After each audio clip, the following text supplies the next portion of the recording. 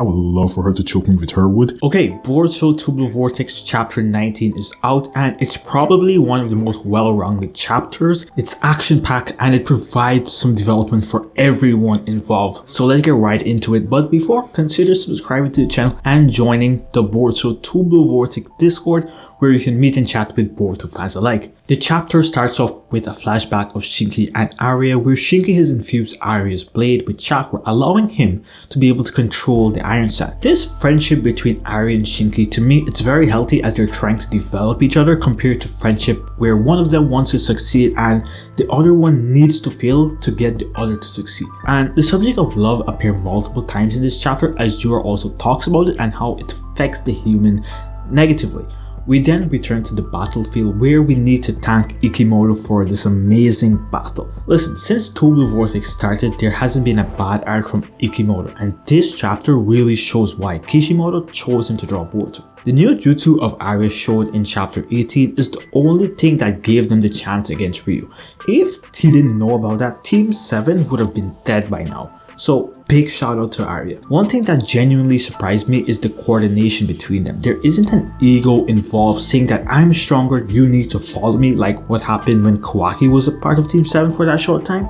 It was really surprising. Mitsuki and Sarada are going to be on the offensive while Araya continues to clear the Iron Sand, and Yodo will be supporting using her super hearing. Ryu continues to show off his intelligence, as within a few attacks he used them to get a better understanding of the coordination between the team and understand their abilities. On the offensive, Mitsuki and Sarada continue the teamwork by setting up a trap for Ryu. Sarada uses her fire jutsu, which Ryu countered using the Iron Sand as a shield, similar to how Garo used it back in Naruto Shippuden, while Mitsuki uses his snake to attack Ryu from underground. Noticing that Ryu is now on the defensive, Mitsuki enters Sage Mode and berages Ryu with even more snakes since he's been trapped. Ryu breaks his body into sand, allowing him to escape. As Ryu is beginning to reform, Yodo uses her super hearing to listen to the friction caused by the sand clumping together and locate where Ryu will appear, allowing Araya to speed up that process by using the sand sealing blade, which acts like a magnet, causing Ryu's body to form even faster. Mitsuki wasting no time, as soon as he saw Ryu he attacks, which has been amazing. I really like seeing Mitsuki for some reason in TBV Vortex. Sarada follows that up with a brutal Chidori, and I love these panels so much.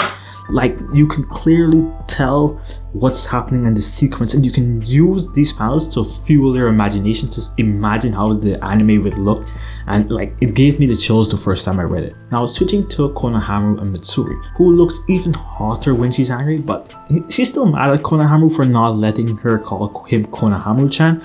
She starts choking him with her wood. I would love for her to choke me with her wood, but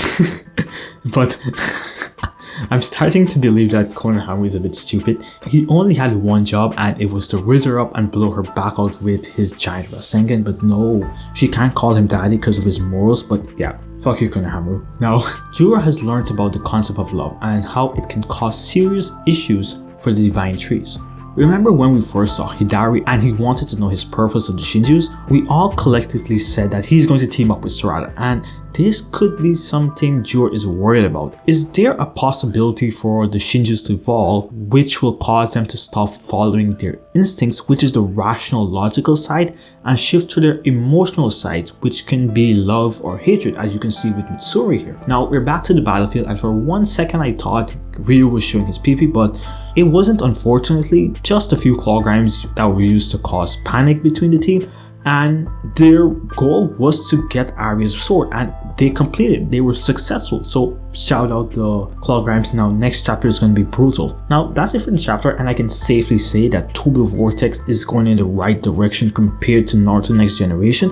It's including the side characters and giving them a story, giving them their own story which we can have feelings towards, because I couldn't care less about anyone except Boruto Kawaki in TBV Vortex. So yeah, it's very nice to see. But yeah, that's it for the chapter, and I hope to see you in the next one. Peace.